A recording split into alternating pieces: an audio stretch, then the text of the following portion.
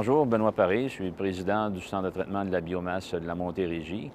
C'est un site qui a été construit en 2004 et il y a un nouveau propriétaire depuis 2012. Moi, je travaille ici depuis les 6 dernières années à traiter près de 60 000 tonnes de matière organique par année.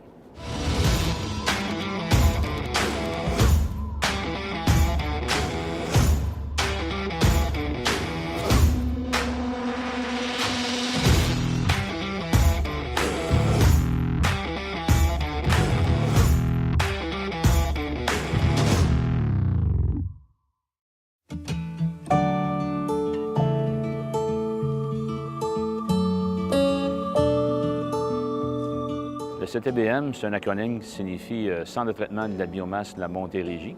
Donc, c'est un complexe de traitement de matière organique. C'est une station d'épuration d'eau usée forte charge. Donc, c'est un procédé physico-chimique conventionnel. On traite principalement les matières qui proviennent du secteur agroalimentaire.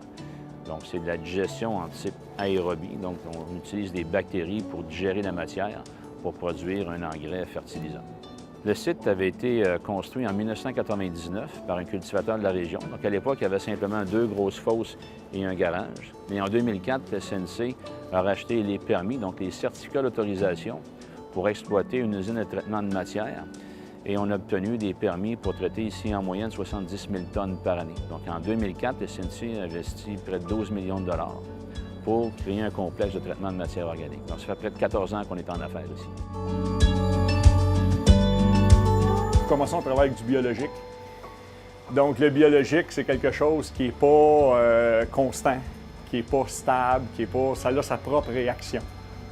Donc, quand tu mélanges 2 biologiques ensemble, tu ne sais jamais ce qui peut arriver. Ça peut se mettre à mousser ou ça peut rien faire. Le biologique, ça fermente, surtout s'il est en présence de sucre. Quand il dit fermentation, il dit fabrication de mousse. On a un réacteur biologique où est-ce que quand on reçoit trop de gras, on fait de la saponification. Donc, tu as toutes sortes de réactions très intéressantes. Donc, c'est vraiment un défi de tous les jours, la gestion du déchet. On parle de deux volets différents. Il y a une station d'épuration des eaux usées existantes, donc c'est ce qu'on appelle un procédé physico-chimique. On reçoit une matière qui est organique. On ne traite pas ici de déchets dangereux, donc ces matières-là sont sous forme liquide ou semi-liquide. Donc, on les reçoit par camion-citerne. Et ces camions-là déchargent dans des procédés de séparation, de traitement, de centrifugation. Donc, on va extraire la portion solide et on va la récupérer pour faire un engrais. Donc, souvent, la charge que contient ces matières-là, c'est soit des graisses, soit des sucres, soit des protéines, soit des alcools, par exemple. Donc, on va capturer la fraction solide dans un premier traitement et la partie qui est dissoute, comme par exemple un alcool contient des chaînes de carbone qu'on va dégrader et on va faire précipiter cette partie-là soluble sous forme solide pour pouvoir la récupérer également. Donc, c'est une chaîne de traitement en espèce de 2 phases qui nous permet d'épurer l'eau et cette eau-là, une fois épurée, retourne à la nature. Donc, ça, c'est la station existante. La technologie qu'on installe ici derrière nous, c'est pour récupérer cette fraction solide-là. Donc, aujourd'hui, c'est un engrais qui n'est pas hygiénisé. C'est une matière qui est très riche. Elle contient beaucoup de capacités agronomiques et énergétiques. Donc, on va installer des infrastructures pour produire de l'énergie avec la même matière. On va également récupérer la fraction solide. On va l'hygiéniser et on va en faire un engrais biologique certifié. Au départ, ces matières-là étaient perdues dans l'environnement. Aujourd'hui, on en récupère le pouvoir énergétique et le pouvoir agronomique. Donc, c'est la deuxième phase du projet qu'on installe ici derrière nous. Le projet est en construction. C'est quand même une étape importante. On a pris près de 6 ans pour développer la technologie. Donc, l'obtention des accords avec les partenaires, la négociation financière, les choix technologiques, l'obtention de certificats d'autorisation. Donc, c'est des étapes qui sont derrière nous. On est en mode construction. Donc, présentement, ce qu'on voit à l'arrière, on a les fondations d'équipements de biométhanisation. Donc, c'est des réacteurs qui vont dégrader la matière pour la séparer en des produits gazeux et des produits solides. Donc, on va récupérer l'énergie. Et il y a également une usine de fabrication d'engrais, donc un bâtiment qui va recevoir des matières pour pouvoir les transformer et en récupérer la valeur énergétique et agronomique. Donc, c'est un investissement qui, globalement, est de près de 30 millions de dollars, qui est en cours de construction pour les 12 prochains mois. Et on prévoit la mise en service l'année prochaine, complète des procédés. Être entrepreneur, c'est une passion. Être entrepreneur, c'est des gens qui aiment les défis. Je pense que c'est une cause qui est noble, c'est une cause d'avenir. On voit les tendances au niveau du marché nord-américain de valoriser des sous-produits. Donc, ce qui était un déchet à l'époque devient une source de valorisation énergétique au niveau des engrais, au niveau de l'énergie. Donc, je pense que le bagage que j'ai accumulé depuis de nombreuses années se met au service d'une cause d'avenir. Donc, je pense que c'est l'accomplissement d'une carrière intéressante quand on peut remettre au service d'une cause l'expérience qu'on a acquise avec une équipe quand même qui est très ici diversifiée, très compétente. Donc, c'est très stimulant de pouvoir participer à un projet novateur. C'est une vitrine technologique. Donc, c'est un défi personnel et professionnel qui est très, très important. J'ai un bac en chimie comme spécialisation. Mes principales fonctions sont la gestion day-to-day de l'usine, donc jour à jour, que ce soit l'acceptation des déchets, la codification des déchets. C'est moi aussi qui est en charge de chargé de projet de la construction de l'usine de biométhanisation. Donc, c'est moi qui fais l'interrelation entre les divers contracteurs lorsqu'ils viennent travailler sur notre site. Je réponds aussi à leurs besoins, à leurs problématiques qu'ils vont rencontrer avec les ingénieurs et tout le kit. De plus, comme je vous disais tantôt, c'est moi qui fais la codification des déchets, qui fait la gestion day-to-day avec les opérateurs. Si un déchet peut rentrer ou peut être accepté ou pas, si on en a trop d'une journée, les régulier vers l'extérieur de l'usine, vers d'autres usines qui peuvent accepter les déchets, etc. Ça fait 22 ans que je gère des déchets dangereux. Donc, j'avais une spécialité dans le déchet dangereux, mais j'ai eu l'opportunité d'avoir l'emploi ici. C'est un très beau défi à relever, avec la construction de la biométhanisation, la biofarine, le fertilisant bio dans quelques années. Ça va être vraiment un très beau défi à relever. Tu aimes ce que tu fais? J'adore. J'espère que ça paraît.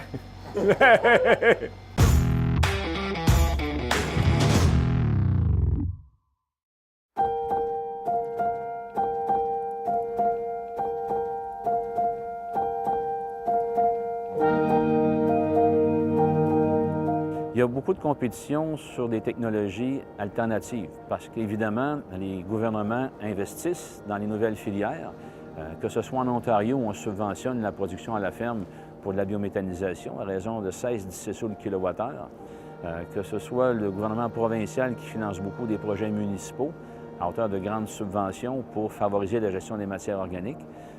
On compétitionne contre la valorisation agricole qui est beaucoup moins dispendieuse. Hein. Nous, ici, on transforme une matière. Le milieu agricole va simplement le valoriser au champ, donc sans les mêmes transformations. Donc, on peut aussi prendre des matières intéressantes pour la nourriture animale, donc des produits alimentaires déclassés sont donnés en nourriture animale. Donc, on imagine que c'est simplement une substitution de nourriture, alors qu'ici, on doit investir des millions de dollars pour valoriser la matière.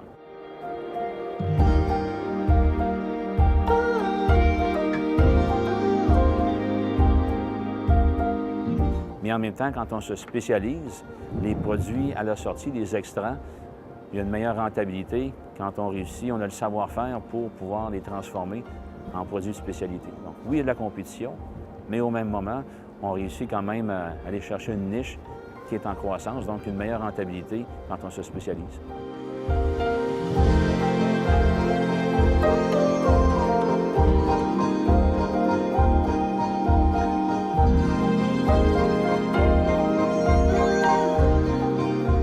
Mon but ici, dans le fond, c'est d'épurer toute la matière organique dans l'eau, dans nos boues, on en reçoit des intrants dans notre eau à traiter. Mon but principal, dans le fond, au CDBM, au commencement, ce que je fais, c'est que je m'occupe des centrifugeuses. Je vais chercher, dans le fond, des échantillons, que ce soit nos centrifugeuses, nos DAF, l'eau à l'émissaire, en fond, le liqueur mix de notre réacteur. Je fais par la suite les paramètres d'analyse pour respecter les normes de rejet. Dans le fond, j'optimise tout notre équipement, les DAF, le réacteur, l'oxygène, température, centrifugeuse. Je m'organise pour que tout soit vraiment optimum pour avoir une meilleure qualité possible. Par la suite, je vais vous montrer, dans le fond, sur le SCADA, les différents équipements. Vous avez ici, dans le fond, la salle de réception, où les truckers, dans le fond, ils viennent domper leur liquide dans un bassin de réception. Ce liquide-là est envoyé dans un bassin de stockage pour la centrifugeuse. Vous avez ici, dans la deuxième page, le dessin de 2 centrifugeuses. Le but principal des centrifugeuses, c'est de déshydrater le liquide, de soutirer le liquide des boues. La boue déshydratée tombe dans un convoyeur qui, par la suite, est envoyé dans des bennes, qui est envoyé dans un fond en valorisation. Donc, le liquide qui sort des centrifugeuses, qu'on appelle un centra, est envoyé dans un bassin d'égalisation, qu'on appelle le bassin 22. Ce liquide-là est pompé dans un aéroflottateur, qui est notre traitement primaire. Le but de ça, c'est d'enlever une charge primaire. Dans le fond, la première charge, quand on était à forte charge, on va en enlever une partie. Les bouts retirés, dans le fond, du DAF primaire, est envoyé en tête de traitement pour être par la suite recentrifugé. Le liquide, qui a été épuré par un DAF qui est en fond un système de physico-chimique, est envoyé dans notre réacteur. Le rôle du réacteur, c'est qu'on envoie de l'oxygène pour nourrir les bactéries. Les bactéries vont oxyder la matière organique, qui est le phosphore, ammoniac, DCO. C'est comme ça, dans le fond, qu'on transforme notre matière organique en boue biologique, une biomasse. On va créer une biomasse dans notre réacteur. Par la suite, ce liquide-là qu'on appelle, dans le fond, la liqueur mix. La liqueur mix est envoyée dans un deuxième DAF secondaire. C'est le même principe que le premier DAF. Séparer les bouts de l'eau avec des systèmes physico-chimiques, un coagulant, un polymère. C'est le même principe, encore des racleurs. On envoie les bouts dans un bassin, le liquide dans un autre bassin. La boue, qui est rendue une boue biologique, est envoyée en tête de traitement, qui est elle aussi recentrifugée par les centrifugeuses. Le liquide est envoyé dans un RBS, qui est en fond un traitement biologique mais séquentiel. Ce liquide-là est vraiment épuré. On peut l'envoyer dans un bassin de stockage, un bassin qui va servir d'autres services pour l'usine au complet. Par la suite, ce liquide-là est envoyé à l'émissaire.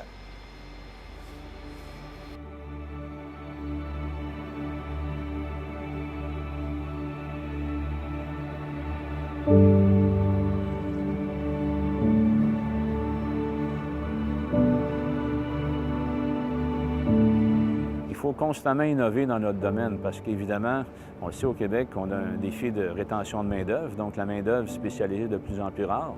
Et on doit constamment offrir à nos gens des défis professionnels, des défis personnels. Donc en innovant, les gens sont stimulés par leur travail. Il y a des défis qu'on retrouve dans nos vies courantes aussi. On traite ici des matières de consommation de tous les jours, que ce soit des alcools périmés, des produits, des sous-produits d'abattoirs de porc et de volaille, des sous-produits laitiers. Donc ce qu'on consomme chez nous, il y en a une fraction qui se retrouve ici. Donc nos gens prennent connaissance de l'impact de leurs gestes dans l'environnement. Donc en innovant, on stimule notre personnel.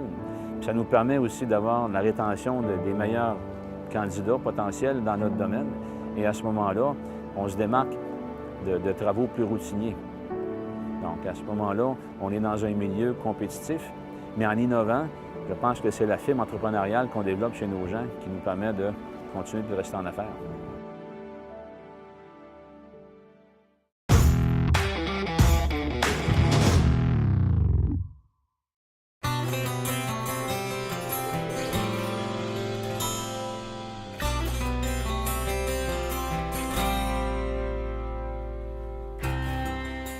Les difficultés sont quotidiennes, c'est un casse-tête permanent. Je ne vais pas faire de thérapie ici, mais simplement mentionner qu'on vit dans un milieu très réglementé. Donc, que ce soit au niveau de la réglementation pour la gestion de nos matières, que ce soit au niveau des permis pour l'exploitation au niveau du territoire, les relations avec le voisinage, tous les contrats légaux, les contrats commerciaux, toutes les clauses financières nécessaires à exploiter un site. Donc, l'ensemble de la documentation nécessaire à l'exploitation d'un site comme celui-là, c'est un travail qui est presque permanent. Donc, pour pouvoir rester en affaires, il faut être alerte, il faut s'entourer d'experts. Il y a des frais, évidemment, mais le respect de la réglementation ici, c'est fondamental. Donc, quand on a de la traçabilité comme valeur d'entreprise, on investit dans nos infrastructures pour être certain de démontrer à nos clients que les matières sont gérées selon les normes. Et ça a une valeur supérieure que juste faire de l'élimination de matière. Donc, ça nous force à innover constamment pour rester à l'affût de toutes les réglementations nécessaires. Je déteste, je ne serais pas capable d'être un commis de bureau, assis derrière son bureau, faire la même chose tous les jours, étamper des documents, je ne serais pas capable. Moi, ce qui relève ma journée, c'est avoir quelque chose de différent qui se passe. Puis ce qui est le fun, c'est tous les jours, j'ai des nouveaux déchets qui apparaissent, qu'il faut que j'analyse, qu'il faut que je réfléchisse à l'effet que ça peut avoir dans notre process. Est-ce que c'est bon pour nous? Est-ce que c'est pas bon pour nous? Etc. OK. Ça, c'est vraiment notre process de A à Z, c'est-à-dire de l'entrée du process jusqu'à la toute fin, ce qu'on rejette à l'émissaire. Donc, l'entrée, c'est vraiment notre matériel qui est constitué à peu près de 3 à 4 de matière en suspension. C'est des bouts que nous recevons régulièrement. Et ces bouts-là sont passés à travers une centrifuge. Une centrifuge, c'est un appareil qui sépare les solides des liquides. Donc, on a le solide, la phase solide du matériel et on voit ici la séparation qui est le liquide. Le liquide est envoyé vers un bassin qu'on appelle le bassin d'égalisation.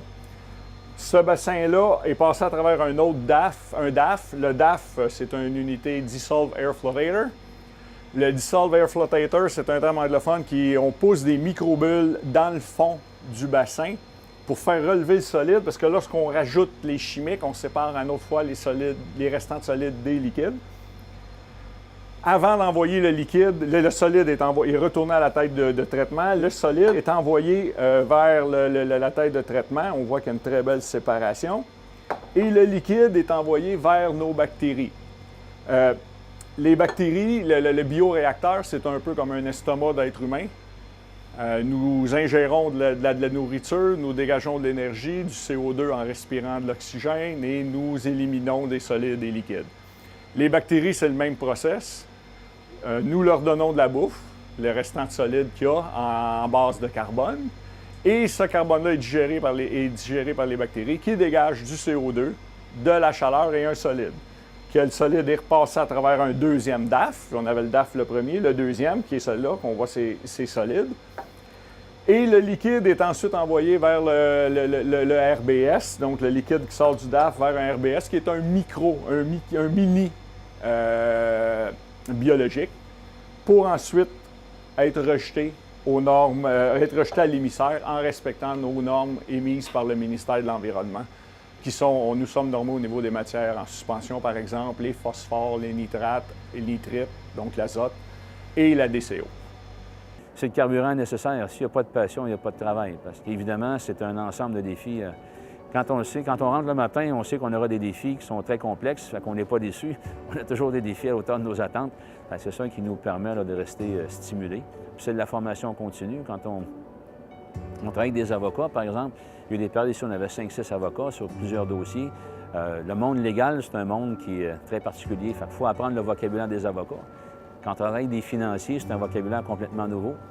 On travaille dans le milieu de l'environnement, il y a tout plein d'acronymes qu'on ne connaît pas. On parle en jargon, donc il faut apprendre les acronymes de l'environnement.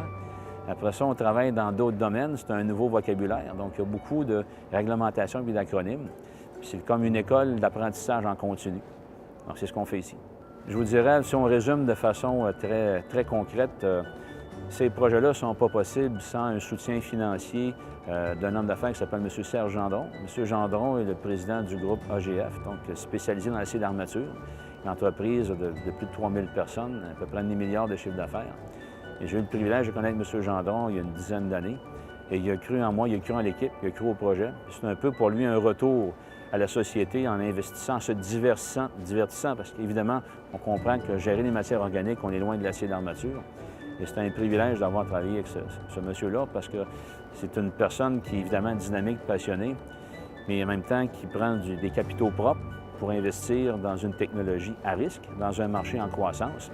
Donc évidemment, quand il y a un homme d'affaires qui est prospère, on a 1000 façons d'investir son argent. Donc le fait que il nous ait transmis une mission de développer dans un créneau en croissance, c'est un privilège. Donc si ce projet-là est possible aujourd'hui, c'est parce qu'un homme d'affaires recrue en l'équipe et au marché. Ces gens-là devraient être plus nombreux au Québec parce que c'est ce qui permet de réaliser des projets complexes au niveau technologique.